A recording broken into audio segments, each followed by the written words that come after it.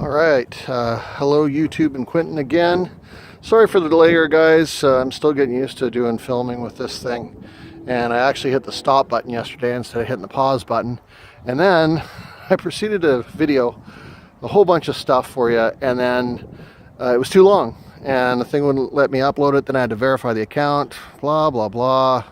Long story short, I deleted the video. I'm just going to keep it nice and short, and shouldn't have any trouble. Anyway, here's the car after it's been cleaned. Now, it's kind of hard to see in the shadow. The sun's obviously coming up over the horizon here, so I'm going to come around on the other side here, and you can see how much better this looks now that I've got her nice and clean. Those gold BBS wheels are just freaking awesome. You got to remember too, this car is an '08. It's going on 10 years old. Original paint, original wheels. Those are the stock wheels, by the way. And if you can see there, it says STI. They're BBS. I believe they're magnesium. I'm not positive about that, but I think they are. They're incredibly strong. I've hit some massive potholes with those things, and they're just fine. I'll show you the engine real quick. There she is. Beautiful. As you can see, this car is not stock. I've done a lot of work to it, all myself, by the way, with the help of Rally Sport and 2Gay Tuning. Shout out to them. Rally Sport in the US, 2Gay Tuning in Canada. And I've done all of the work.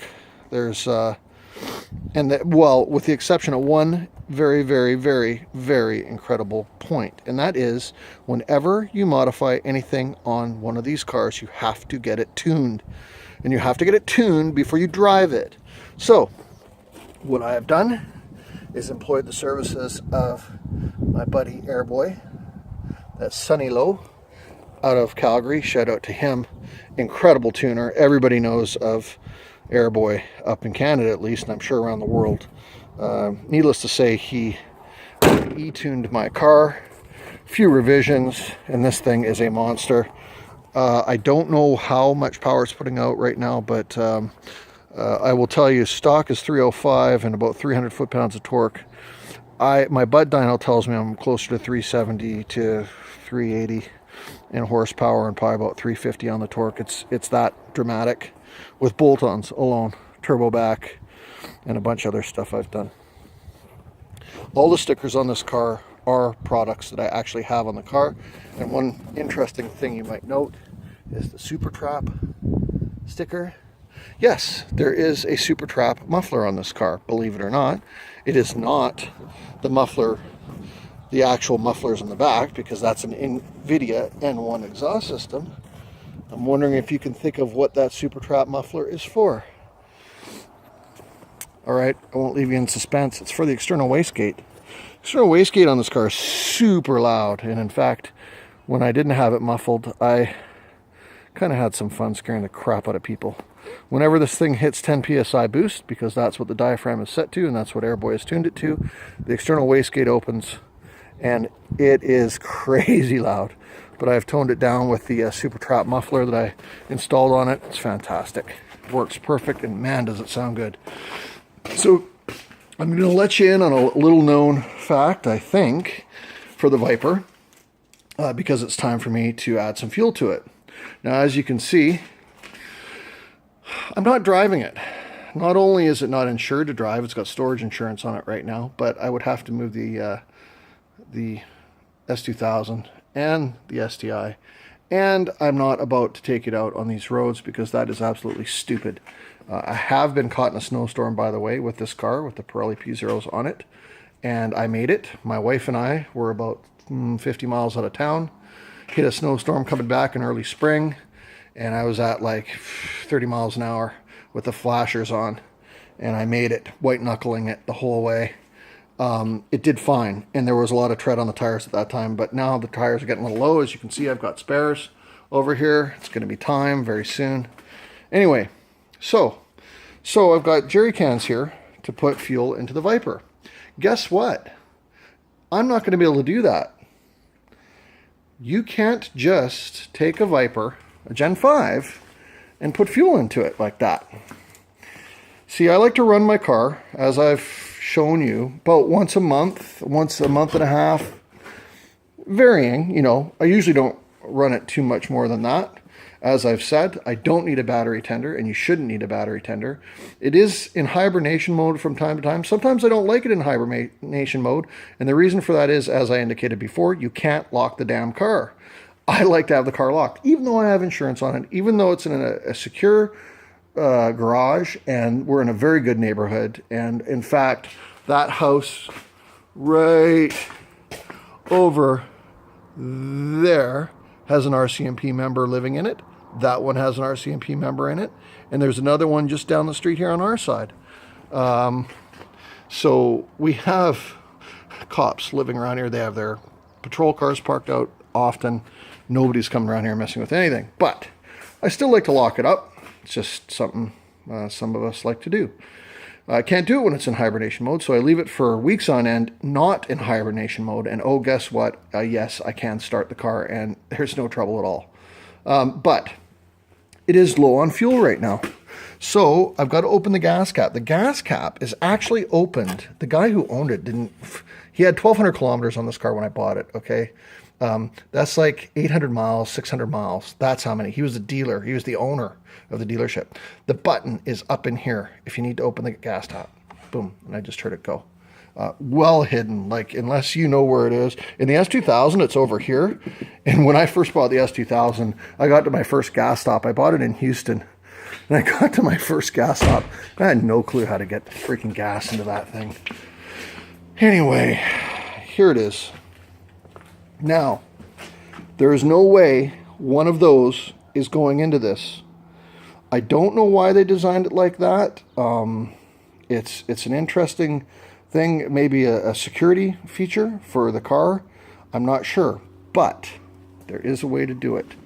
And when I bought this car, I had no... Oh, by the way, I did just open that with one hand. You don't need two hands to open this thing. You people on YouTube who frickin' whine about, oh, I can't open the back end of this car without one. I need two hands.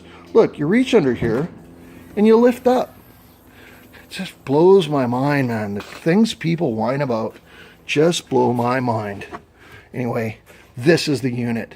And it was in there for months and months and months. I had no idea what it was for. I almost threw it out at one point because I wasn't even sure it came with the car. Guess what? It's vital. Because what it does is you put it in here and then you push. And that opens the metal plates. There's about 4 of them around here. That opens them up enough to get the jerry can nozzle into here. You can't do it with the jerry can nozzle. The jerry can nozzle is too small. They're designed that way. They're not big enough. This is the size of what you get at the gas station, the hose at the gas station. Jerry can nozzles are smaller. The diameter, it's not the same. You can't push these things open. And if you don't do that, look at this. I tried to get gasoline into this thing, and I put the jerry can up here, and I was spilling gasoline all over the back of the car, and I was freaking cursing, and my poor paint job, and all that I told you about from Prefix. It takes 160 hours to do, losing it. And then I thought about this, and I grabbed it, and I shoved it in here, and lo and behold, that was the trick. So, there's your Gen 5 Viper trick for the day. Beautiful day out. It's 32 out today.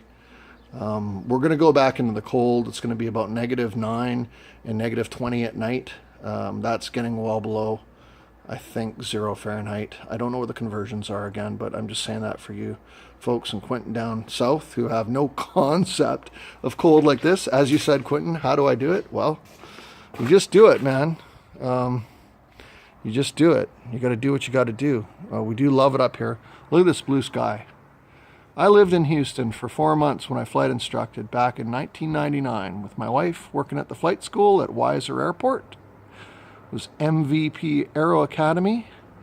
And I will tell you this, on the best days in Houston, it was 3 miles visibility in smog.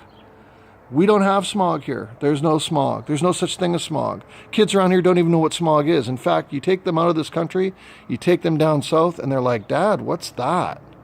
That's smog, son. Yeah, this is fresh, clean air. The lakes here, when you go to a lake here, first of all, it's not uncommon to be the only boat on the lake, by the way, and yes, we do have a boat. I'll show that to you real quick. I don't want to make this video too long because it takes freaking forever to upload. But yeah, you go to a lake here. There's the boat in the backyard. Massive backyard, by the way. Yeah, and all those trees fill in, and we got complete privacy in the summertime. Right now, they're not. But anyway, here's the shed too. That's where we keep the lawnmower and the weed eaters and everything. Anyway, yeah, you go there. There's nobody else on the lake. Wow, that's bizarre, isn't it? Because I remember at Cherry Creek in Colorado, you had to wait in a 3-hour lineup to get on that damn lake because, well, there were so many people that they had a limit. And would you ever eat a fish out of there? First of all, I don't think anything lives in that. And second of all, no, you wouldn't. Here, go fishing. The lakes are literally a half an hour away from here. People flock from all over the province and all over the country to come here to go fishing. And when you go out in that boat and you look down, guess what? You can see the bottom in about 30 or 40 feet of water. No joke. So, yeah, pluses and minuses to all the places that you live. And as I said in the other video, I don't know if I said it in the one that I deleted or not, but we've lived in Texas, California. I was born in Portland, Oregon, all over.